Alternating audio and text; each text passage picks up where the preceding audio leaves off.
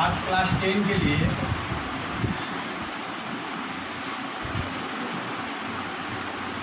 कुछ मूलधन, चक्रवृद्धि ब्याज और सरल ब्याज दर से संबंधित हम कुछ फॉर्मूला लिखेंगे। ठीक है, उसको याद रख लीजिएगा। नंबर 1, पहले तो ये जान लें कि मूलधन किसको बोलते हैं। मूलधन का मतलब होता है मूलधन, ठीक है, जिसको हम लोग बोलते हैं प्रिंसिपल। ठीक है, इंग्लिश में प्रिंसिपल। तो मूलधन क्या है? जब किसी भी बिजनेस या किसी भी काम के लिए जब पैसा हम लोग लेते हैं या देते हैं, उधार स्वरूप जो पैसा लिया जाता है, जैसे लोन लेते हैं बैंक से या लोन हम किसी को देते हैं, कर्ज के तौर पे देते हैं, तो वो पैसा हम लोग का मूलधन होता है।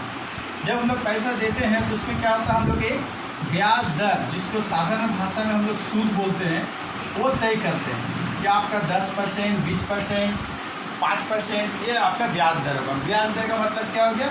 अगर हम 5% बोलते हैं तो इसका मतलब है कि 100 रुपये में 5 रुपये लिया जाएगा। अब जितना पैसा लीजिएगा वो x को मल्टीपल में, x को मल्टीपल में बढ़ता जाएगा। उसके बाद क्या, जब कोई पैसा लेते हैं तो उसमें एक समय निर्धारित होता है कि आप पैसा रिटर्न कब कीजिए, 2 साल बाद, 3 साल बाद, 4 साल बाद। तो उसको हम लोग समय से हम लोग निर्देश कर सकते हैं, समय बोल सकते हैं। उसका बाद क्या होता है, उसमें हम लोग का मूलधन, ब्याज दर, समय, और एक चीज़ होता है, क्या होता है बताइए उसमें।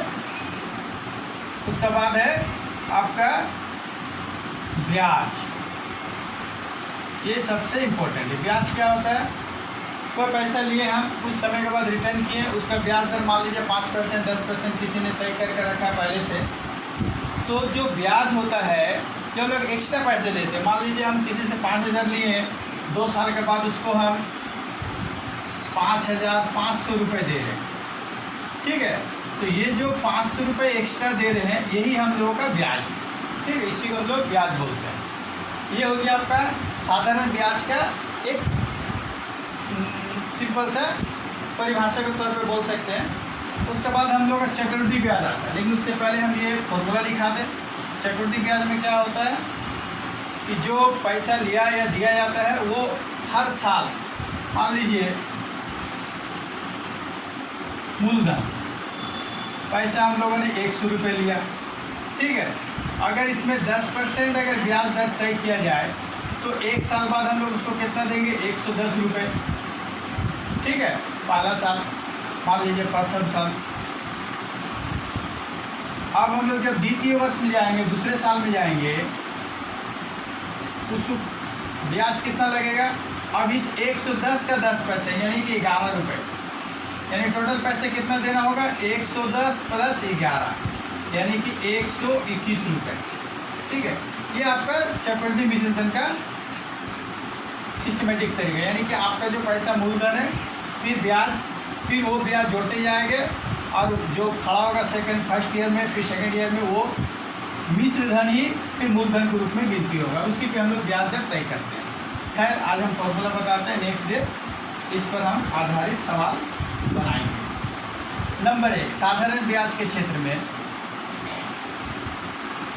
ब्याज बराबर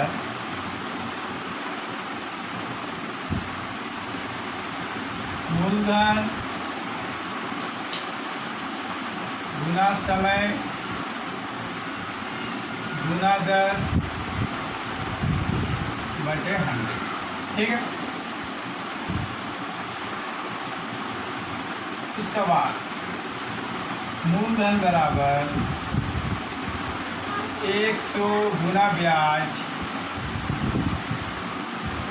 बटे समय गुना दर, समय गुना दर। उसके बाद हम लोग का अगर ब्याज दर लिखेंगे तो क्या हो जाएगा? 100 गुना ब्याज, कुछ नहीं, इसको यहाँ कर दीजिए, ये यहाँ कर दीजिए, समय गुना मूलधन। ठीक है, उसके बाद अगर समय निकालना हो तो समय बराबर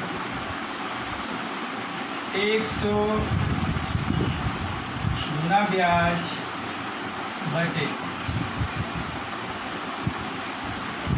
मूलधन गुना ब्याज यानी ब्याज दर। ठीक है।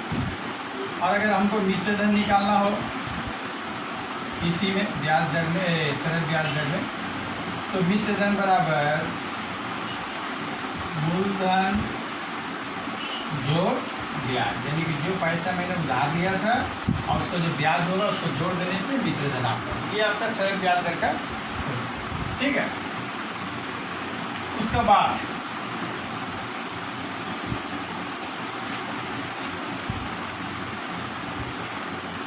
चक्रवृद्धि ब्याज,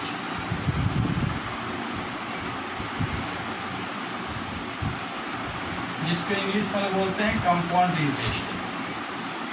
चक्रवृद्धि ब्याज बराबर P into 1 plus R/100 to power n minus 1। ठीक है। R क्या, रेट ऑफ इंटरेस्ट, n क्या है, अवधि, जितना अवधि के लिए ब्याज दर तय किया जाएगा, जितना समय के लिए लेंगे। ठीक है। P मतलब प्रिंसिपल। फिर इसी में और एक फॉर्मूला है चक्रवृद्धि मिश्र धन। ठीक है। कुछ नहीं करना, ये अगर P इंटू करें उसको हटा देना है। P into 1 plus R/100 to power, ये दो फॉर्मूला आपका चक्रवृद्धि ब्याज चक्रवृद्धि मिश्र धन का है। इसी पे हम लोग का सही मैथ बन जाएगा। ठीक है। नेक्स्ट डे हम लोग मैथ सॉल्व करेंगे।